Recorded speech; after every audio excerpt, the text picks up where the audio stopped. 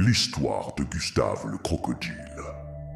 Vu que beaucoup de gens ont du mal à imaginer la dangerosité d'un crocodile, laissez-moi vous raconter l'histoire du tueur en série le plus redouté d'Afrique.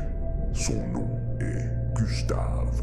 Ce n'est pas un crocodile ordinaire, c'est un monstre préhistorique qui vit au Burundi, dans les eaux sombres de la rivière Ruzizi. Pour vous donner une idée, imaginez une bête de plus de 6 mètres de long, pesant 1 tonne. Pour comparer, c'est la taille d'une petite voiture. Mais ce qui fait vraiment froid dans le dos, ce n'est pas sa taille, c'est son palmarès terrifiant. La légende, alimentée par des années de terreur, raconte que Gustave a dévoré plus de 300 êtres humains. 300 vies, c'est absolument effroyable. Ce qui rend Gustave encore plus terrifiant, c'est son comportement. Les experts et les témoins locaux ont remarqué quelque chose d'encore plus glaçant. Il ne tue pas toujours pour manger. Parfois, il attaque, tue et laisse les corps de ses victimes intactes, flottant à la surface. C'est comme s'il tuait pour le sport, par pur plaisir, ce qui est extrêmement rare pour un animal.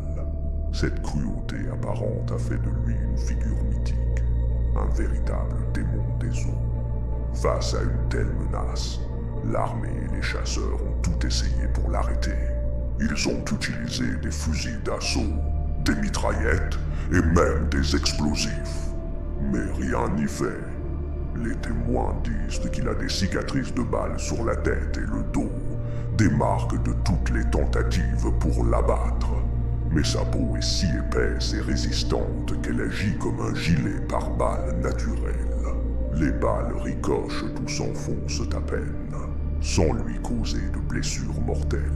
Même le monde de la science a tenté de relever le défi. Une équipe de scientifiques français, menée par le célèbre herpétologiste Patrice Faye, a monté une expédition pour le capturer vivant. Ils ont conçu une cage gigantesque, pesant près d'1 tonne et mesurant 9 mètres de long. Ils l'ont installé sur les berges de la rivière, avec une chèvre vivante à l'intérieur comme appât, espérant piéger le monstre. La première nuit, Gustave a tourné autour de la cage.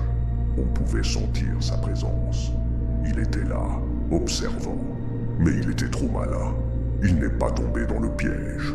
Pire encore, lors d'une nuit de tempête, il a attaqué la cage, l'a fait couler au fond de la rivière et a disparu dans les eaux troubles. La caméra infrarouge installée pour le filmer a été détruite. L'expédition a été un échec total. Gustave avait encore une fois prouvé son intelligence et sa force hors du commun. Aujourd'hui, en 2024, le mystère plane toujours. Personne ne sait exactement où il est, ni même s'il est encore en vie.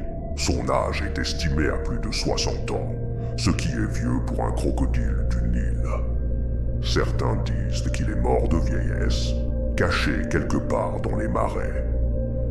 D'autres, plus superstitieux, pensent qu'il est immortel et qu'il attend patiemment, au fond de l'eau, sa prochaine proie. Sa légende continue de hanter les rives de la rivière Ruzizi, un rappel constant du pouvoir brutal de la nature. Alors, la question que je vous pose est simple. Et vous, oseriez-vous vous baigner dans ce lac, sachant qu'une créature comme Gustave pourrait y rôder? Dites-le moi en commentaire.